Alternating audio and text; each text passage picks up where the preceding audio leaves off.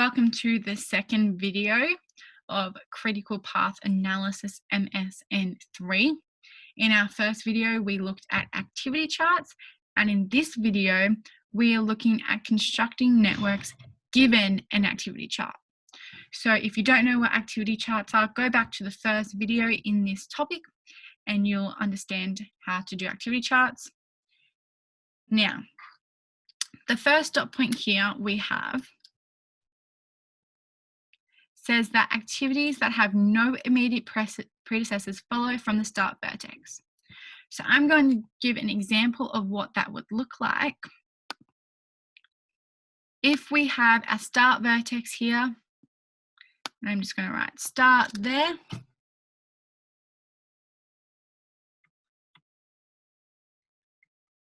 And this is our vertex. We have A coming out here, and we have B coming out here. Then we can know, I'll just get rid of that line, we can know that the activities that start have no immediate predecessors. So they follow from the start vertex. So A and B have nothing before them, just the start. So they are our start edges. Activities that are not immediate predecessors for other activities lead to the finish. So if we have another node here, and that node here is labeled finish, if we have an edge coming out of that node labeled H, we can know that as there is nothing after it except the finish, H is not an immediate predecessor for any other activity. It is the one that leads to the finish. And so we can assume that there would be nodes and edges connecting all of these together. So this is just an example of what comes from the start node and what leads to the finish node. Now, here is an example. We have been asked to draw a network diagram given this chart. And if you have a look in the question, they have asked to be drawn from finish back to the start.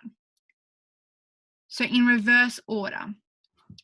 So firstly, you want to go ahead and you want to have a look. And if you remember from the previous question, from the previous here, it says that activities that are not immediate predecessors for other activities lead to the finish vertex.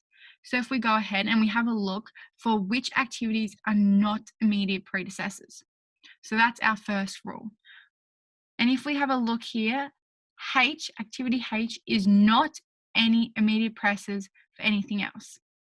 So we can go ahead and assume that if I was to put a node in here and a node in here and connect those two nodes with a line, we would be able to label this node here as finish and label that edge here as H, because we know that H has no immediate predecessors. H is not an immediate predecessor for anything else, which means what comes after it is just the finish. There is no activities after H. Now, our second steps would be to have a look and see what immediate predecessors are there with H. So H here has E, F, and G, and we can assume that activity H cannot happen until E, F, and G has occurred. So that means that you can go ahead and put 3 lines coming towards this node here. And you can go ahead and you can label them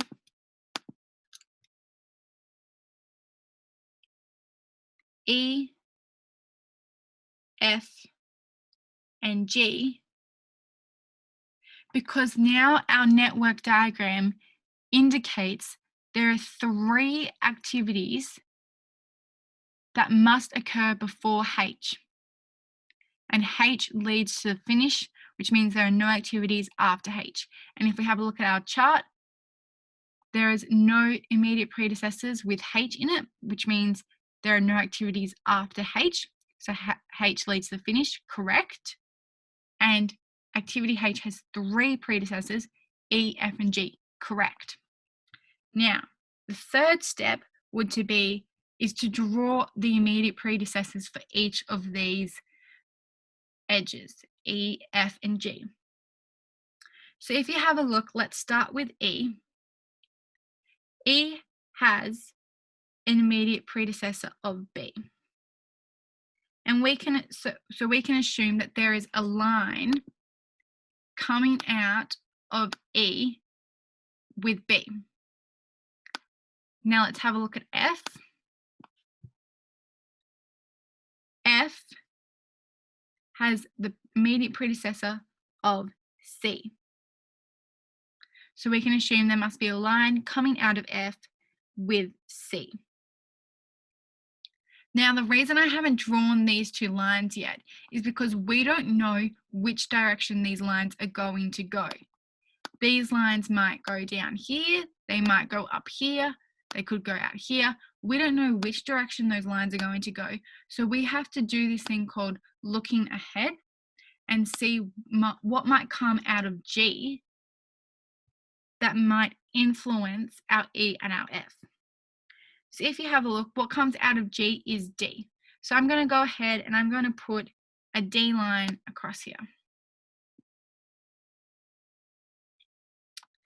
Once I've done that, I can now draw in the one coming from D, because D has an immediate predecessor of A. So we must know that A is also there. So I'll explain what I'm doing. This here is D and this here is A. And let me put in a little node representing that.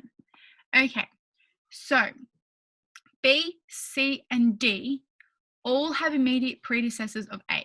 So they all have to come out of this A node here.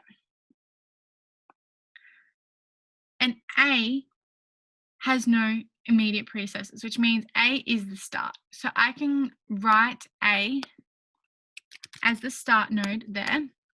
So A comes out of the start node.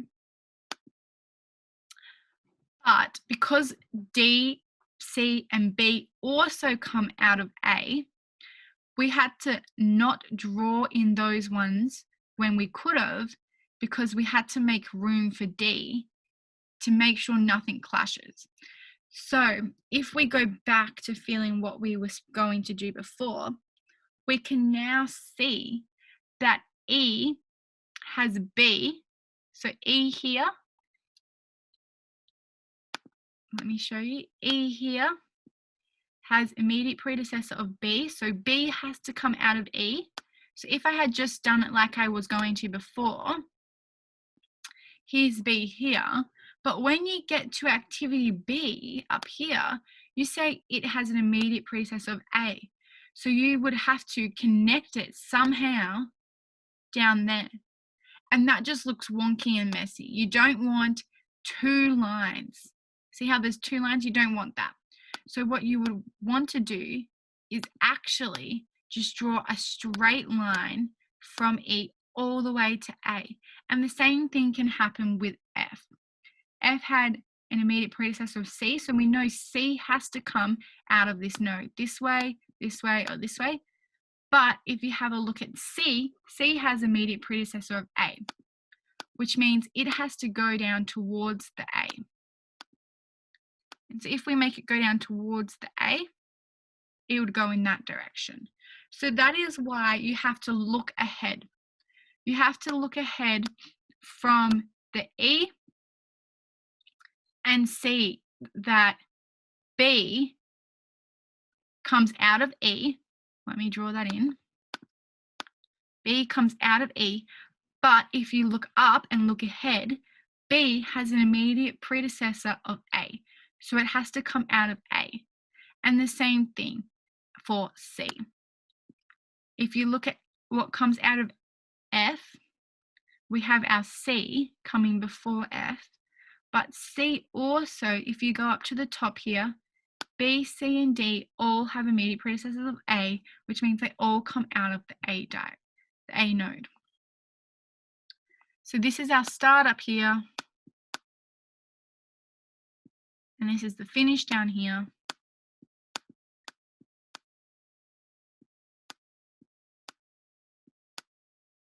And that is how you would draw a network graph from the finish back to the start, as the question says, by looking at an activity chart.